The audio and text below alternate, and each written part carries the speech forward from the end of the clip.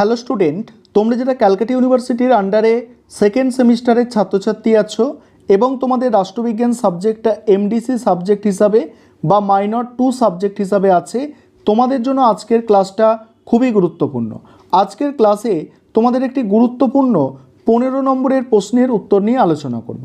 প্রশ্নটা হচ্ছে, ভারতে লোকসভা ও রাজ্যসভার মধ্যে সম্পর্ক লেখো। প্রশ্নের অ্যান্সারটা তোমরা ভালো করে বুঝে নাও। দেখো কি বলা হচ্ছে, ভারত একটি যুক্তরাষ্ট্র। সংবিধানে একথা স্পষ্ট করে না বলা হলেও কাঠামোর দিক থেকে এটি যুক্তরাষ্ট্রীয়।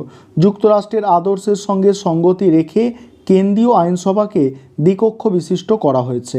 নিম্নকক্ষের নাম লোকসভা এবং উচ্চকক্ষের নাম রাজ্যসভা।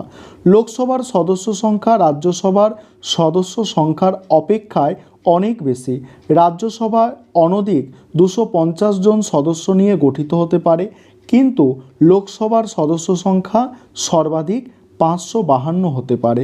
ব্রিটেনের শাসন ব্যবস্থার অনুসরণ করলেও ভারতে দুটি কক্ষের মধ্যে সম্পর্কের ক্ষেত্রে নতুন পদ্ধতি নেওয়া হয়েছে। উভয়ের মধ্যে ক্ষমতাগত পার্থক্য আলোচনা করলে এই সম্পর্কের প্রকৃতি জানা যাবে। কি বলা হচ্ছে পয়েন্টটা, ক্ষমতা ও মর্যাদাগত পার্থক্য।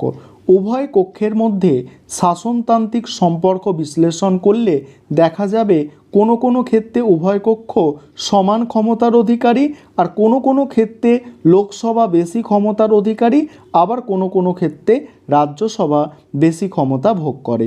প্রথমে হচ্ছে দেখো, উভয় কক্ষ সমান ক্ষমতার অধিকারী। কোন কোন ক্ষেত্রে উভয় কক্ষ সমান ক্ষমতার অধিকারী সেটা দেখে নাও। প্রথমত বলা হচ্ছে কি, সাধারণ বিলের ক্ষেত্রে উভয় কক্ষ সমান ক্ষমতার অধিকারী। সাধারণ বিল যে কোনো কক্ষে তোলা যায়। উভয় কক্ষের অনুমোদন না পেলে কোনো সাধারণ বিল আইনে পরিণত হতে পারে না। পরের পয়েন্ট আলোচনা করব, তার আগে যে বিষয়টা তোমাদের বলার আছে, তোমাদের জন্য অনলাইন কোচিং ক্লাস চলছে। তোমরা যারা অ্যাডমিশন নিতে ইচ্ছুক আছো এই নম্বরে যোগাযোগ করতে পারো, 9123005218। আরেকবার নম্বরটা শুনবে, 9123005218। এই নম্বরে তোমরা যোগাযোগ করে অ্যাডমিশান নিতে পারো। আমাদের সপ্তাহে 2 দিন করে রেকর্ডেড ক্লাস থাকে এবং সেক্ষেত্রে স্টাডি মেটেরিয়াল অর্থাৎ পিডিএফ নোটস দেওয়া হয়। তার জন্য পার মান্থ 200 টাকা করে ফিস নেওয়া হয়। ইচ্ছুক ছাত্রছাত্রীরা এই নম্বরে যোগাযোগ করে অ্যাডমিশান নিতে পারো। তারপরে কি বলা হচ্ছে দেখো, উভয় কক্ষ সমান ক্ষমতার অধিকারী যে পয়েন্ট আছে সেই পয়েন্টের মধ্যে দ্বিতীয় যেটা বলা হচ্ছে দেখো, সংবিধান সংশোধনের ক্ষেত্রে উভয়ের ক্ষমতা সমান। উভয় কক্ষের সম্মতি ছাড়া সংবিধান সংশোধন করা যাবে না। তৃতীয়ত কি বলা হচ্ছে, রাষ্ট্রপতি নির্বাচন ও অপসারণের ক্ষেত্রে উভয় সমান ক্ষমতার অধিকারী। সুপ্রিম কোর্ট ও হাইকোর্টের বিচারপতিদের অপসারণের ক্ষেত্রেও উভয় কক্ষ সমান ক্ষমতা ভোগ করে। চতুর্থ, জরুরি অবস্থা ঘোষণা করে রাষ্ট্রপতি পার্লামেন্টের কাছে তা পেশ করেন। এক্ষেত্রে উভয় কক্ষের অনুমোদন লাগে। উদাহরণ হিসাবে বলা যায়, বিহারে 356 নম্বর ধারা অনুসারে রাষ্ট্রপতি শাসন জারি হলে উচ্চকক্ষ অনুমোদন না করায় তা বাতিল হয়েছিল। তারপরে বলা হচ্ছে কি, পরের পয়েন্ট, লোকসভার প্রাধান্য। প্রথমত দেখো, অর্থ বিলের ক্ষেত্রে লোকসভা অনেক বেশি শক্তিশালী। এই বিল একমাত্র লোকসভায় তোলা যায়। কোনো বিল অর্থ বিল কিনা এই সম্পর্কে প্রশ্ন দেখা দিলে লোকসভার স্পিকারের সিদ্ধান্তই চূড়ান্ত। এই বিল লোকসভায় গৃহীত হবার পর রাজ্যসভায় পাঠানো হয়। রাজ্যসভায় 14 দিনের মধ্যে ওই বিল সুপারিশ সহ লোকসভায় ফেরত দিতে বাধ্য। এই সুপারিশ গ্রহণ করা না করা লোকসভার ইচ্ছার উপর নির্ভরশীল।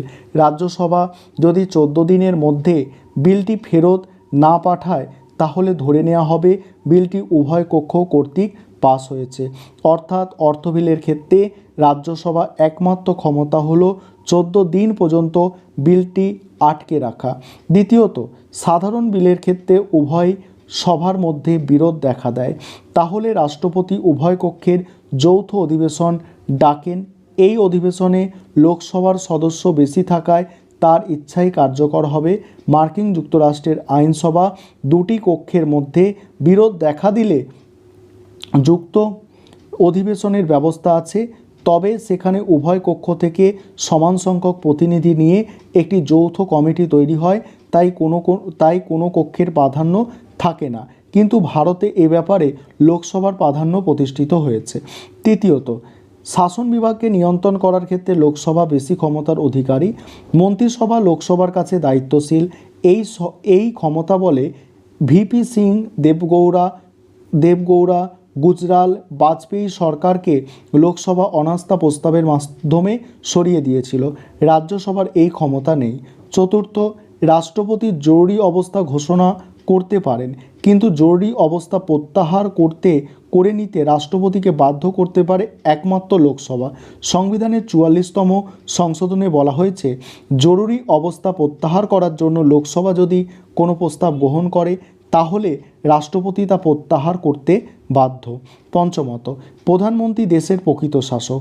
তাই বলা হয় সরকার দেশের প্রভু, প্রধানমন্ত্রী সরকারের প্রভু। এই প্রধানমন্ত্রী লোকসভার সংখ্যাগরিষ্ঠ দলের নেতা, সেদিক থেকে লোকসভা অধিক মর্যাদার দাবি করতে পারে। পরের মেন পয়েন্ট হচ্ছে রাজ্যসভার প্রাধান্য। সেখানে প্রথমত বলা হচ্ছে সংবিধানের 249 নম্বর ধারায় রাজ্যসভার মর্যাদাকে বৃদ্ধি করেছে। এতে বলা হয়েছে রাজ্যসভায় উপস্থিত ও ভোটদানকারী 2/3 সদস্যের সমর্থনে যদি এমন কোনো প্রস্তাব পাস হয় যে জাতীয় স্বার্থে কেন্দ্রীয় আইনসভা রাজ্য তালিকাভুক্ত যে কোনো বিষয়ের ওপর আইন তৈরি করতে পারে, তাহলে কেন্দ্রীয় আইনসভা রাজ্য তালিকায় হস্তক্ষেপ করতে পারবে। অর্থাৎ কোনটি জাতীয় স্বার্থ তা বিচার করার ক্ষমতা একমাত্র রাজ্যসভার আছে, লোকসভার এই ক্ষমতা নেই। তারপরে দ্বিতীয়ত, রাজ্যসভা সর্বভারতীয় চাকরির সৃষ্টি করতে পারেন, যেমন আইএএস হবে, আইএএস এর মতো সর্বভারতীয় রাষ্ট্রকীর্তক সৃষ্টি করেছেন। তৃতীয়ত, লোকসভার আয়ু 5 বছর, তার পূর্বেও একে ভেঙে দেওয়া যায়, কিন্তু রাজ্যসভার স্থায়ী কক্ষ কেউ একে ভাঙতে পারে না, তাই এর মর্যাদা বেশি। মূল্যায়ন কি বলা হচ্ছে? সুতরাং দেখা যাচ্ছে ক্ষমতা ও মর্যাদার দিক থেকে রাজ্যসভার থেকে লোকসভার স্থান অনেক উপরে। গণতান্ত্রিক আদর্শের প্রেক্ষাপটে লোকসভাকে বেশি ক্ষমতা দেওয়া হয়েছে। যেহেতু লোকসভার সদস্যরা জনগণের দ্বারা সরাসরি নির্বাচিত, তাই গণতান্ত্রিক উপায়ে নির্বাচিত সদস্যদের নিয়ে গড়া লোকসভাকে অধিকতর মর্যাদা সম্পন্ন করা হয়েছে। তবে ব্রিটেনের উচ্চকক্ষ লর্ডসভার মতো আমাদের রাজ্যসভা দুর্বল নয়। অধ্যাপক পাইলি বলেছেন, গুরুত্বহীন উপদেষ্টা রূপে রাজ্যসভাকে সৃষ্টি করা হয়নি।